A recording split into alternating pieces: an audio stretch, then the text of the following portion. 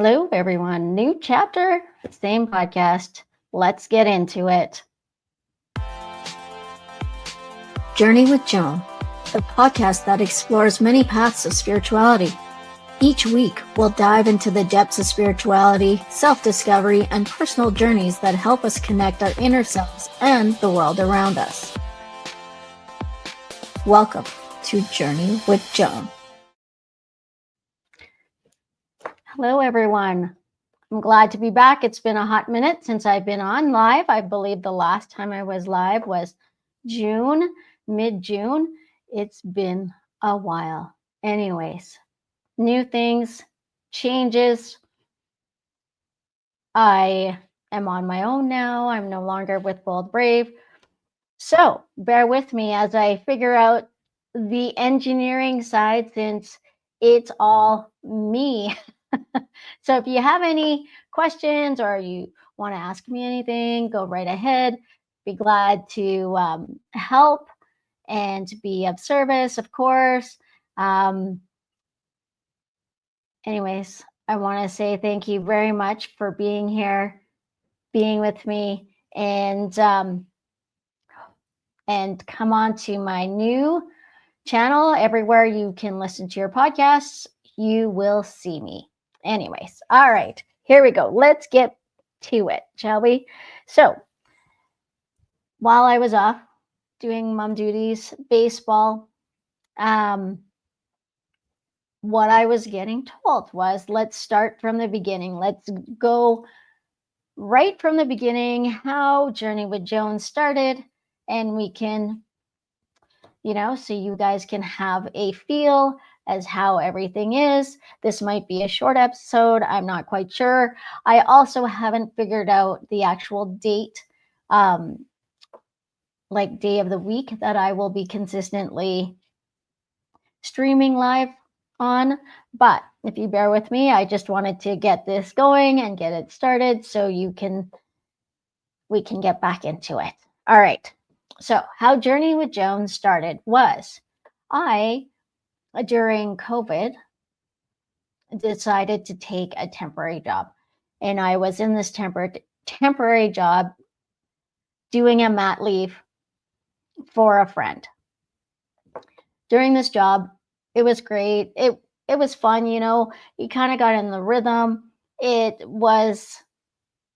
turned into be an easy thing. But prior to that, I had been doing a podcast here and there with a colleague of mine. And I kept getting that I needed to do one on my own. And then I got a job.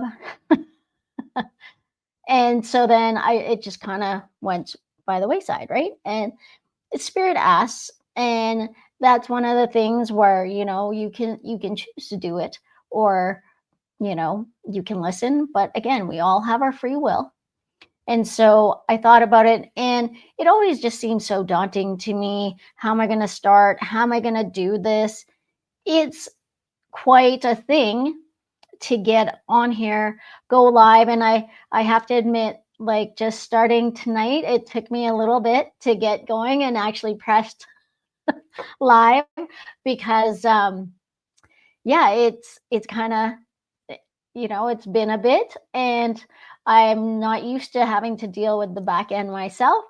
I've always had Christian to do all my engineering needs, and whatever I needed, I could just type him and say, hey, can you do this? And then it's there.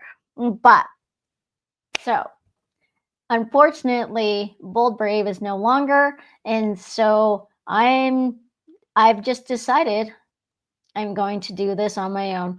I was getting called to do it and be on my own. So here we are.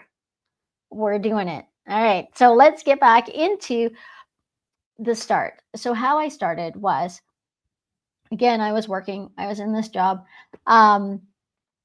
Something had happened at that workplace, and had been really, really stressful. And I was starting to lose faith in people. Let's just say that. I won't say what it was, but it was quite a big deal. And it just, and then it ended because they were friends and I went to them with an issue. They turned around and turned it back at me. And even though it was something that happened at the workplace, they turned around and said it was me to blame when it was a conduct that was not something that I did. But anyways, if you know, you know.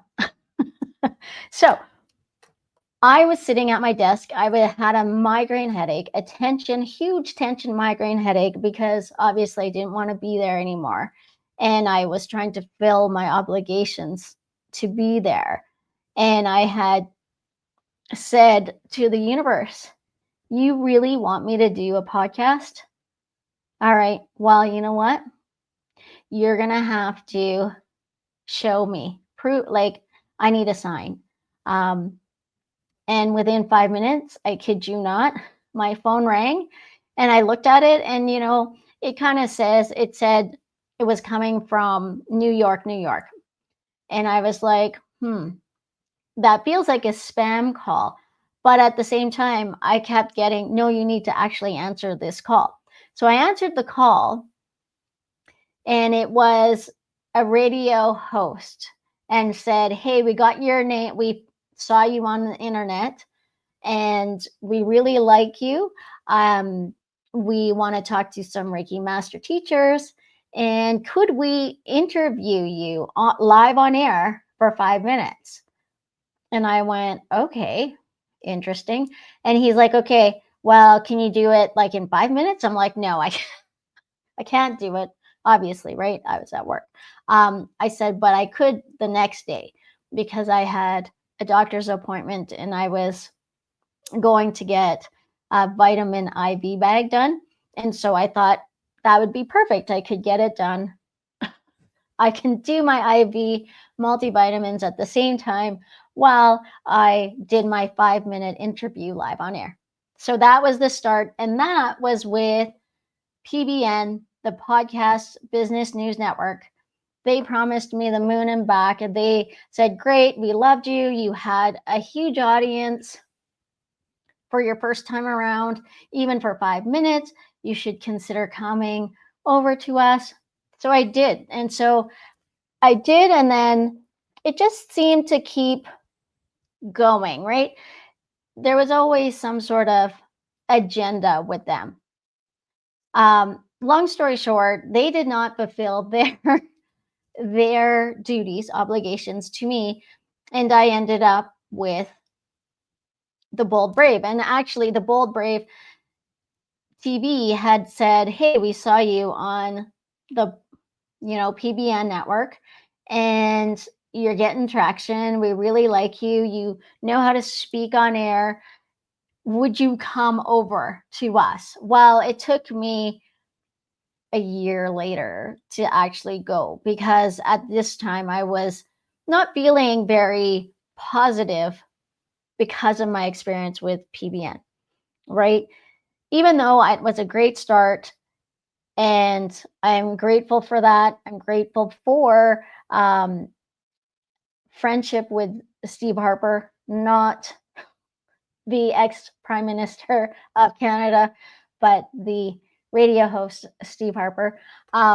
He taught me a lot. I asked him lots of questions. He showed me how to how to talk on air, how to answer questions, how to be me. Anyways, so that is what I did. And then with that, I started with the Bold Brave TV, and it was great. They were super friendly. They were great. It was a bit tough because, again, it was like, hey, you're on your own. You're not going to have a co-host like I did with PBN, right? That was with Steve Harper, and we would just have a conversation. So I wasn't able to talk to anyone unless I invited a guest on my own. So with that in mind, with that, I grew so much with the Bold Brave TV, and it's unfortunate that they did go under. But again, I learned so much. Unfortunately, I didn't learn the back end of things, but here I am. We're doing it. We're gonna head straight for this. So really about it is, when you really need something and you ask, you will get it. You just have to be open to it. And really, if I hadn't picked up that phone to like, they wouldn't have left a message to be interviewed on live radio, I may not be here today. I still believe that I would, but I wouldn't have as much knowledge as I do today. So again, thank you very much for joining me. Thank you for following me. I know I have a lot of listeners in the UK and some in the States, all around the world. So I am very happy and grateful to have you guys. And if you could come over and like this new podcast, that would be great. Like and share it. And you can listen to this in wherever you listen to your podcasts. Anyways, but that was the beginning. That's how I got started. Everything is good. So another thing about getting started and starting new is starting to take that step back, breathe, relax, put your shoulders down, and learn to trust the flow. And sometimes life gets in the way and it gets super busy. And when things start to press your buttons, it's really hard to sit and not get caught up in your crap in your head. It's, when something triggers you and you start to spiral, really it's your heart. Your heart is trying to protect yourself, and so it brings your mind back. Like, it brings your mind in, so your mind is trying to protect you, protect the heart, and so then it allows that, and so it keeps going, even though it doesn't feel like, when your mind keeps going a mile a minute, it's trying to protect you, but it really isn't, because all it's doing is it's pulling you back into that moment. Even though that moment has completely gone, it's done, it's complete, and there's no reason for us to sit here and completely just keep reliving it over and over and over again, like Groundhog Day, right? That movie with Bill Murray. That's that's kind of what our minds do. And it's weird because it's almost like, but in that movie, he started to learn, he started to figure out. And we can do that too. But it's snapping out of ourselves, snapping out of our head and going, okay, relaxing our shoulders, taking a deep breath, taking a step back and going, will I be okay? And the answer is yes, you will always be okay. Everything will be okay. You are fine. And people always say, well, what do you mean? How do you know I'll be okay? Nothing is the end of the world. It just feels rough. It feels bumpy, but at the same time, it will pass. It too will just pass. So if we can remember that, the sun rises the next day and it's a brand new day. And if we can go, okay, that happened, there's nothing we can do about it anymore because it is now in the past. It no longer is here. But the more we relive it in our minds and in our heads, it's stuck here. But when we let that go is where the ultimate growth happens. And when you can just love yourself and know that it's okay So Rodney, yeah, like feel regret. Um, Regret is an interesting thing, right? So regret can be one of those things where, yeah, you can regret it and it's okay to regret it, but as long as you let that go. Like if you regret it so much that you hang on to it all the time, it's going to be one of those things where it will eat you alive. It'd be one of those things where that thing that got away. Okay? So if we can, it's okay to have that regret, but it's also okay. You can learn from that. And learning from that would be just to relax the shoulders, take a deep breath, and take a step back and go, okay, I've learned what I needed to learn from that. Do I regret part of it or all of it? Sure. But do you need to keep it within yourself? And the answer is no. Because when you keep it within yourself, it is super tough to keep it from not crumbling you, allowing your like because when we have regrets, it allows our life to crumble if we don't let things go or we don't allow it to just pass through. Again, there are so many different things. If I didn't allow my experience with PBN to pass through and know that, you know what, everything will be okay. I'll get it. It'll be okay. I may not be here today because that would mean now I'm getting in the way of myself because what was it? Because I couldn't trust anyone.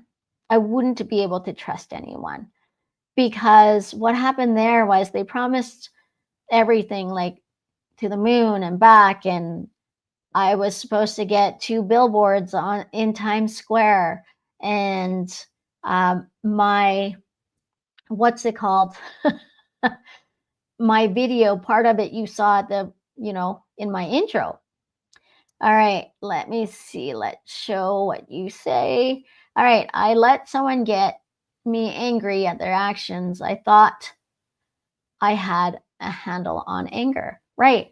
But part of that anger, Rodney, is because you had it from before. Right. And that anger was shoved in your heart because I'm going to say whatever that person did was a trigger for you. And the unhealed wounds that you kept within your heart bubbled to the surface. And not only did it just bubble to the surface, it went kaboom. And when and then you feel like anger in like that movie Inside Out, right? Where you're just so hot and red, and all you can see is red because you can't see anything else except for feel all the hurt and the anger that you had stored, right? And even so, but this is a great thing because you are, how can I say it? You are understanding that you thought you had let it go, but it's still there. So, are you still hanging on to that anger or have you gone okay? Because even just the acknowledgement of you saying, wow, I thought I actually handled that, but I didn't, so it's still here. That is a huge step in its own because sometimes when we have those things and it eats at us and someone triggers us like that person did, um we won't necessarily if you're really in your stuff, you won't realize that that was a trigger and you aren't ready to learn from it. But now you are because you're like, huh, well, that's interesting.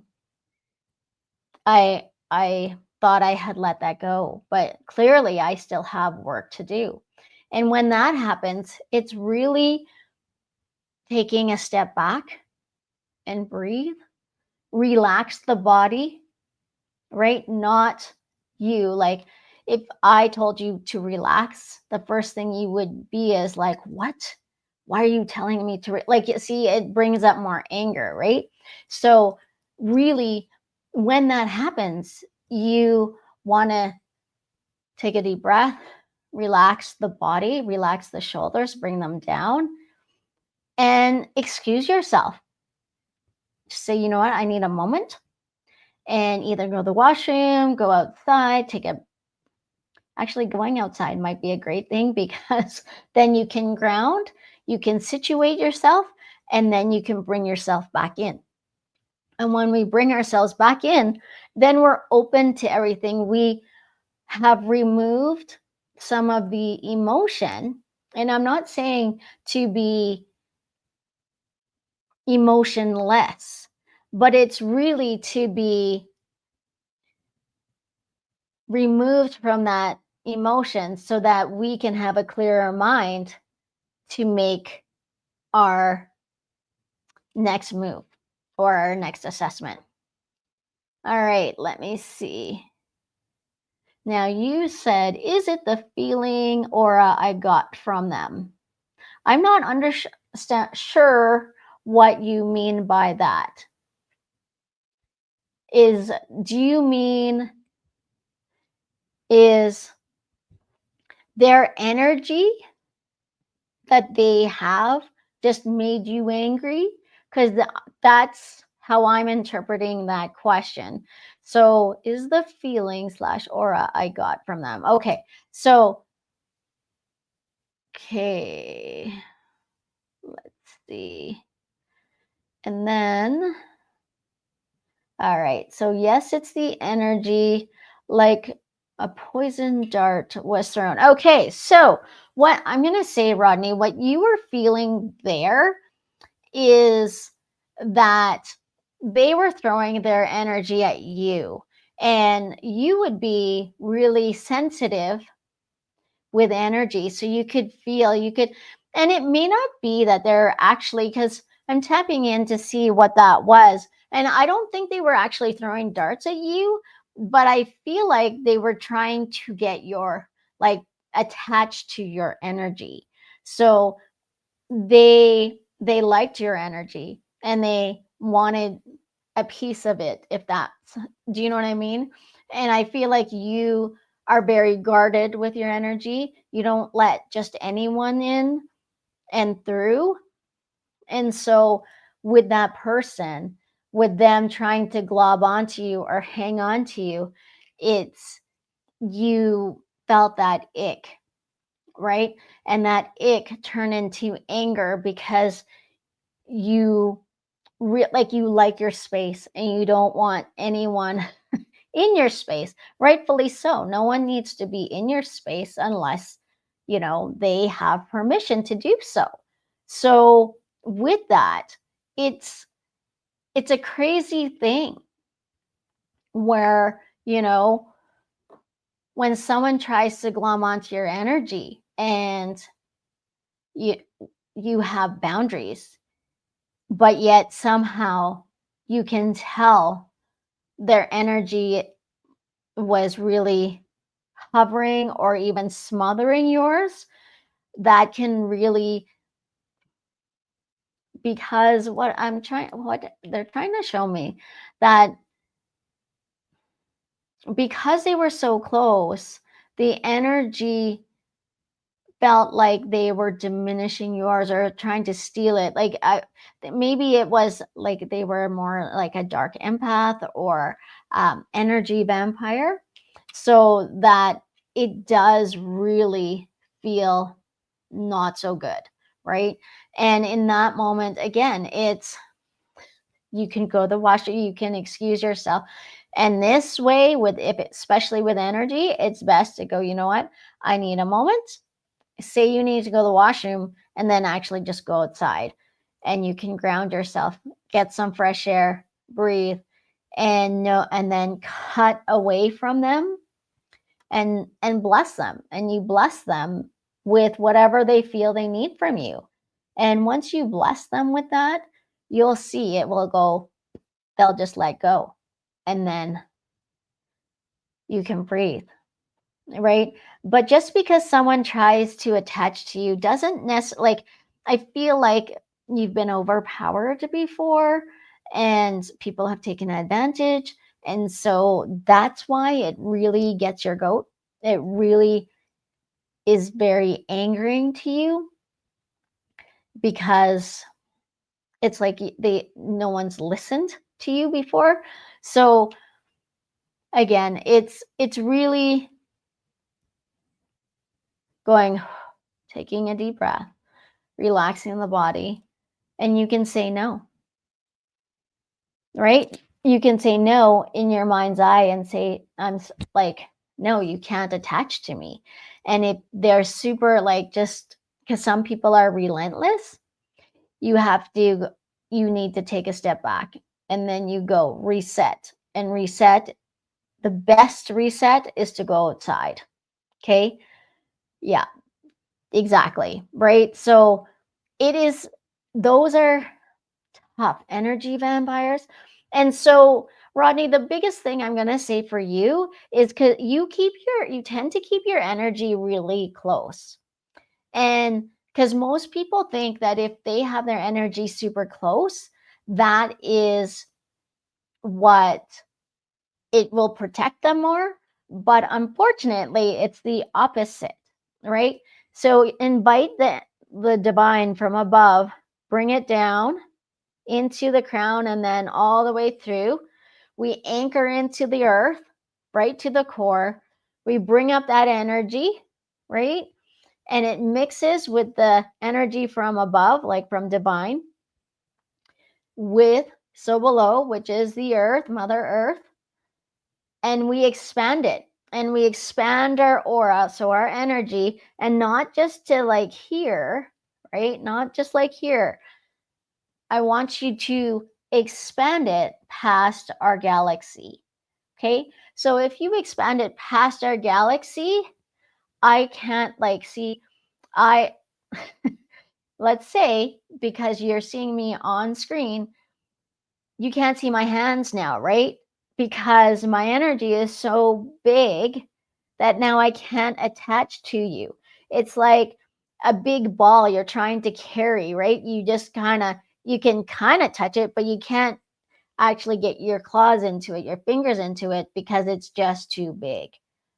And so when you make your energy super large, people cannot attach to you.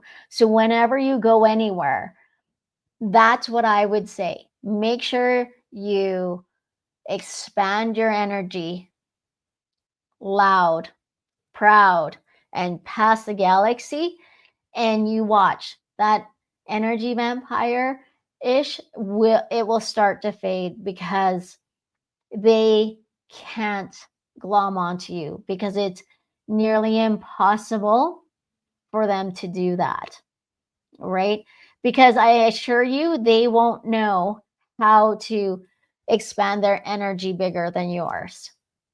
That would be the only way they would be able to somewhat attach to you if their energy was larger than yours. And typically energy vampires, they their energy is more of like preying on people that don't have big energy, because they're just trying to take what they can just so they can survive, so they can feel. What's odd about it is the energy vampire feels like they feel more whole when they can get pieces of every little person that they're around. Meanwhile, they have to realize that energy for themselves is the key. And that is, and you are already whole. Most people think that, well, if I have a mate, then I'll be whole. Then I won't be lonely. I won't be sad. I'm going to tell you, you can still have a mate and still be lonely and still be sad. What you have to fix, what people have to fix is that thought. Change the thought. You are never alone. We are a soul operating this body, and this body is having a human experience, right? So it's like a video game, if you will. And this body of ours is an avatar. And this avatar gets to do all these fun, cool things, but only if we take that avatar and help it explore, to go see and do new things. But if we don't do that, then guess what? You don't get to that experience. It's the shoulda, woulda, couldas, right? Oh, I wish I did this. I wish I did that.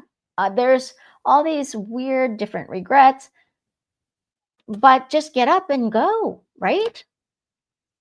So let me see. What did you say? Okay, so Rodney says, the lesson you just made clear to me is I need to add more Gandhi to my diet. Yes, I don't know what Gandhi is. Can you explain? Is Gandhi more like spiritual practice? Yes. It's really just staying in the light and sending love no matter what, even, and that's the thing, the biggest thing was people are saying, but I don't love them. I actually loathe them. Why would I say I love you? And I'm like, I'm not saying that you should love, like say I love you to them. When you say I love you, it's, oh, okay, yes. Like adding more love within yourself, that you love yourself enough that it doesn't matter what anyone else does, is you send them love, because when you spread love, it breaks down some of that armor that other people have had. It shows them there's a different way energetically to switch and change and to feel that love and be loved. Some of these people don't even realize that they're so angry because they feel like no one's ever loved them. No one's ever there for them. No one is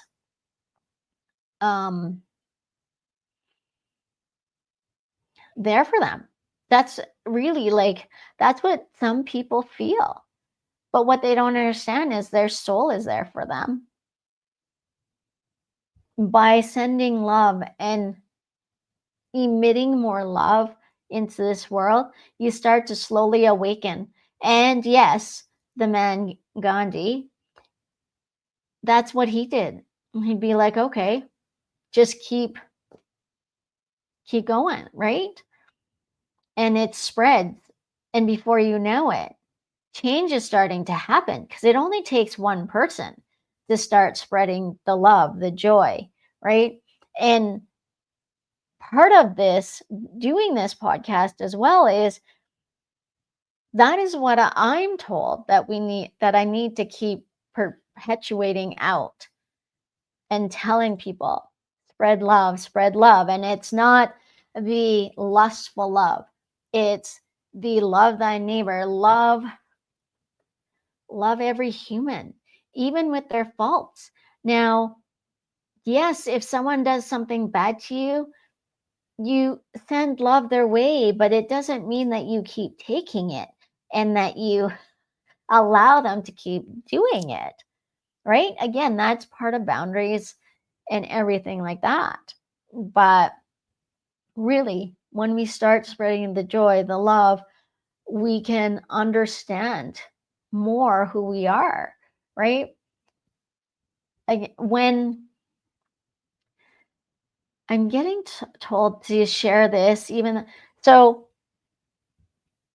from as far as I can remember, I've always had these gifts. Even as a baby, I don't remember that much, but all I know is my mom, my parents would tell me that I cried a lot, and I always cried, and nothing they could do would calm me down. And the only thing I could say about that was because when I was little, when I could remember my gifts, was I was super scared of the dark, and I was super scared of people, things around me. It was like I was paranoid, and it wasn't necessarily because I was paranoid. It was more because I could feel the spirits. I could feel the energy, and it was overwhelming, right? And when you come into this earth and you have, you come in with amnesia, right? Spiritual amnesia, because you come into this earth and you come into this world and you start over again. And it's like, okay, let's start over. Let's go into this world. Let's learn our lessons. Let's just be human, right?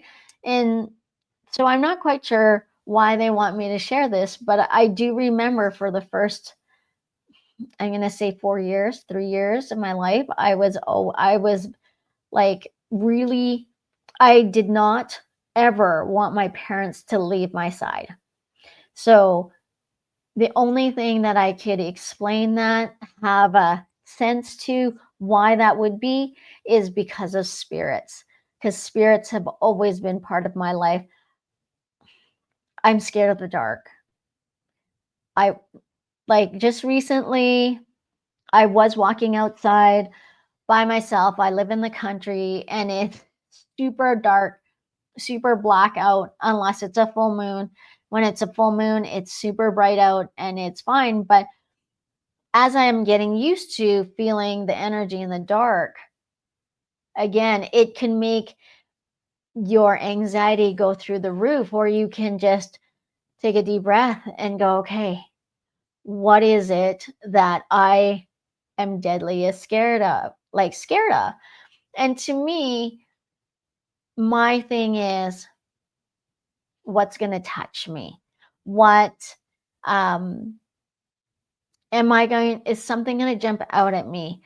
Like, I am not a person that you want to take to a scary movie. Um Only because I know when the jump scares are going to happen, and I'm like, "Oh my goodness, jump scare is going to happen." It's going to happen, and I close my eyes, and then I can feel it. It's going to happen. It's going to happen, and then I look, obviously, because we're human and we do. And right when I look, it goes boom, right?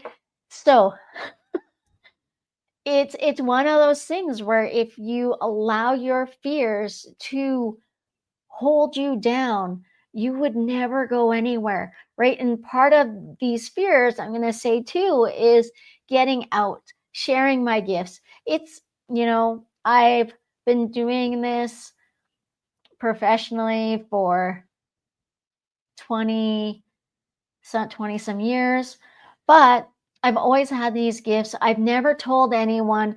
And when I spoke to some high school classmates and I tell them what I'm doing, and they're like, "Oh, that totally makes sense now." And I'm like, "What are you talking about?" And they're like, "We just thought you were super paranoid and you were always like you were always on edge." And see, I don't remember that part, but obviously they do. And it's interesting to hear that part when someone says that, right? So it's quite intriguing. It's things are, but that's part of the energy world. Um, I know when my grandma passed away, saying like, I shared a bedroom with her. Her and my grandma and my grandpa, they shared a room with me. I slept in my bed. They had a mattress on the floor. That's kind of the Filipino way, right? Grandparents stay with you.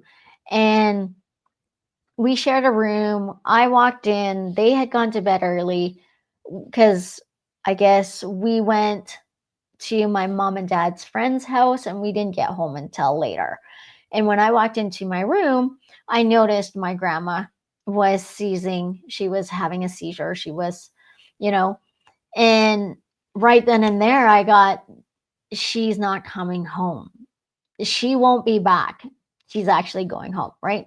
So, and then after that, I don't remember. Like there's a few days that I actually don't remember, and I'm not sure if it's because it was a little bit traumatic, right?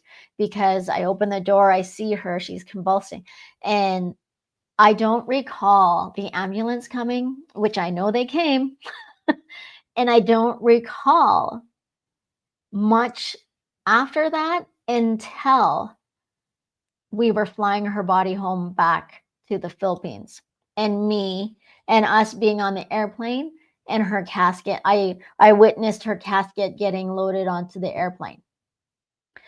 Between the night I saw her on her bed to that day, in between that, I don't recall, but I do, like, the biggest thing with that is I knew right away she wasn't coming home. And we were really close. She was like a mom to me. I was her favorite. That's not I can clearly say that because it was true. She let people know, and probably because I was the one that was always with her, right? And so yeah, so there's all these things, and the energy and feeling held back. It's getting to understand you. And had I known when I was younger to make my energy bigger, maybe it wouldn't have felt so overwhelming, right? So that I could live day to day. I could function without feeling overwhelmed, right? Also, I would have premonitions about the next day. I would play and have fun and understand, and I would say things that my friends were going to say at the same time that they would, because I had already lived that day. And they always thought, oh, how do you do that? That's really weird. How do you know how to do that? But anyways, that is what it is. And with this said, I think I'm going to end it here. And thank you, Rodney, for joining. Thank you, everyone that's listening. Um, well, Rodney says here, overly sensitive is not a manly quality, but it depends on your perception of what overly sensitive is. Because I'm going to tell you that even though you're highly sensitive, it doesn't necessarily mean it's a bad thing. I'm going to tell you, by you being super sensitive, your bullshit meter is really high, and you, like, red flags go up all the time. And so again, that's part of being extra sensitive. But does that mean that's not manly? I'm going to tell you no. I'm going to say that it's it is what it is. And also, people don't like to hear this, but I find men are very emotional creatures. Is that a bad thing? No. Men just know how to deal with their emotions. Well, sometimes they don't, and it gets shoved in, right? And that's why men can have explosive personalities, right? Because they don't know how to deal with what they've shoved deep in their heart and have to deal with. And it's part of, depending how old you are, is crying isn't for men, right? Crying is for girls. Don't be a sissy. Don't be a, girl pair. Be stronger. Why, all these weird things. But I'm going to tell you, being sensitive can be a blessing because it allows you to see more.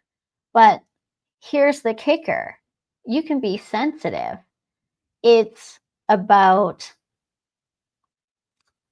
not about control. It's about stepping back and not being completely emotionally invested.